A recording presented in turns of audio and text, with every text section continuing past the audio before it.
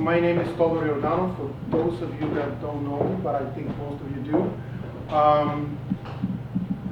So we started this club 3 years and a bit, maybe, ago.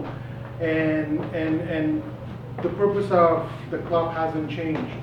It's about sharing. It's about learning each other's stories related to real estate and lately investments, but mostly how do we grow by buying, managing, and having more real estate. That's what this club is all about.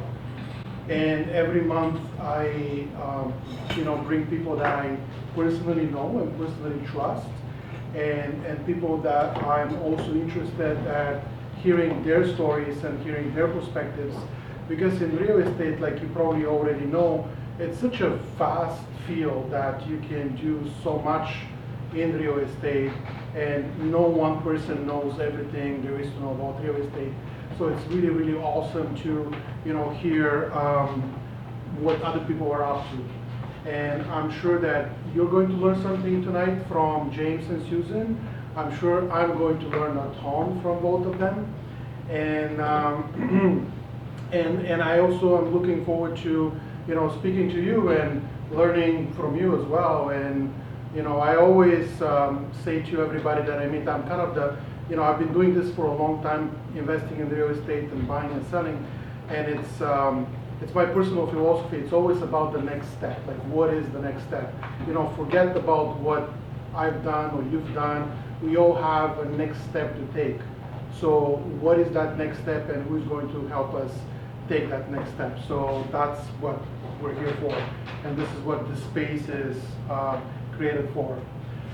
So clarity, commitment, and then obviously results, right? So we do need to bring some clarity and some commitments, and that's obviously is going to produce some results for us, whatever that means for you.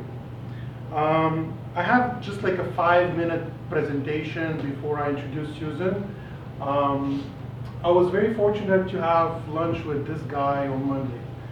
Do you know who that is? Anybody? Yeah, of course. So this is George Ross, and he's the lawyer for Donald Trump. But take away Donald Trump from the equation. This gentleman has been a real estate lawyer for over 50 years, and he's done more real estate transactions in Manhattan than any other lawyer. He has done the Chrysler Building, the Trump Tower, and like massive, massive, massive buildings and deals that he's been involved with for a career that spanned close to 60 years. He just retired 6 months ago, and I got to meet him in Toronto about 2 months ago, because my friend Jeff and Lindsay were having an event, and he was the keynote speaker, and at that event we basically made it happen that I'm going to fly to New York and have a lunch with him. And obviously what I wanted him to tell me is that what's going on. You read stories, and the condo is about to go belly up, and it's like, what have you seen in the last 50 years, basically, was my question to him, because you've seen the market go up and down and up and down. And it's like, what is the smart thing to do from your point of view and from your wisdom? Now that you're retired, you're no longer actively trading in real estate, you're just basically enjoying retirement. What can you tell me? And then I can relate the same thing to you. And it was a 2-hour conversation, because he just likes to talk and and share stories. Amazing, amazing guy. And he basically says, you cannot lose in real estate for 2 reasons. The cost of building always goes up, and the cost of labor always goes up. So just for those 2 reasons, your real estate will never go down. Like, whatever you buy today, it will always go up eventually sometime in the future. So he says, don't even worry about at one point in the market you're buying. The best time to buy is now. You cannot predict what the market is going to do a month from now or tomorrow. But what he also says that he, in his lifetime, he's worked with a lot of brilliant people that have great ideas, but they didn't have the short-term financing to support those ideas. So he says, no matter what you do, make sure that you can ride the cycles, because real estate is in cycles, right? So we all have to understand that it goes up, and then it comes down, and then it goes up a little higher than the previous peak, and it's going to come down again. So he says, as long as you can sustain your investments and you're not struggling through those downturns, he says you're going to do well in real estate. And it's pretty much, the easiest way to make a whole lot of money if you think long term and if your finances can sustain and ride the cycles.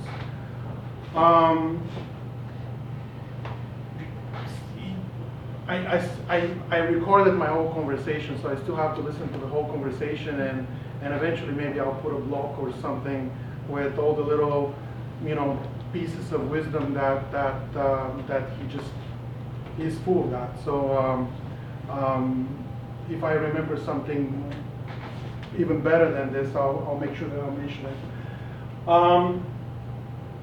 And I'm just going to run you through 3 slides that I did the last meeting and the meeting before, just to put this whole evening in perspective. People are always asking, like, what is real estate happening, and what about these prices, and the bidding wars, and I'm sure Susan is going to touch on that as well. And so what are the prices going to look like in 2016, right? And the point of this whole thing is, like, this building was built in 1360. And it's still owned by the same family. It was renovated in 1999. And it's in Salzburg, Austria. I was there a couple of summers ago, and I took that picture. And the reason I took that picture was that because Mozart was born in that building. And then I looked at it and I said, wow, that's crazy, isn't it? Still owned by the same family. It's a 6-story building right in the middle of Salzburg. And then, thanks to Susan, I found 2 more pictures that bring this whole thing home. This is what Toronto looked like in 1998. Wow. Most likely, most of us were here in 1998. And this is what Toronto looks like in 2012. Can you back it up again? The mushroom grew. 1998, 2012. And people are thinking that we have too many condos. It is my belief is that we're just at the beginning of what is going to happen in the next 10, 15 years, 20 years. 20 years from now, this is going to look what this looked today. It's going to be, this is what we're going to end up with. This is Manhattan. I took this picture on Monday from the Empire State Building. Are you talking about why? Pardon? Are you going to be talking about why? Oh, this is, yes. Okay, I'm going to so, talk about a lot of fun right, things. great. So I'm not going to be talking about that. But you just have to realize is that people come here. People want to come here, and that's not going to change. Another cool picture I took in Manhattan 2 days ago was this. New York. This is right on 5th Avenue. Built to lead in real estate. Like, this is what New Yorkers think, and this is what they feel. Imagine if this was in Toronto. What would it say? Condos about to go down? Is that what we're going to say as Canadians?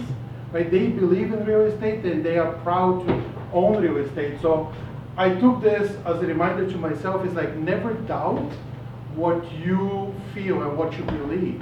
And I do feel that, real estate is the only, it's not the only game, but it's something that is solid. Oh, here's what George Ross says about bubbles. He says, like, people talk about bubbles and how bubbles are going to burst. He says you cannot talk about real estate and bubbles in the same sentence.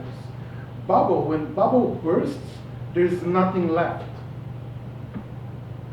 When real estate goes down, the real estate is still there. Do you agree? Yeah. It's still there. It's like nothing really happened. It didn't disappear. It's still there. You just have to ride the cycle. Obviously, the famous saying, when you buy, location, location, location. And I was thinking about it, and one morning I woke up and I said, you just need to get 2 out of those 4,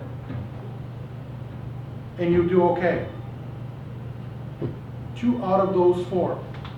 Pick 2 when you buy, and you will be okay.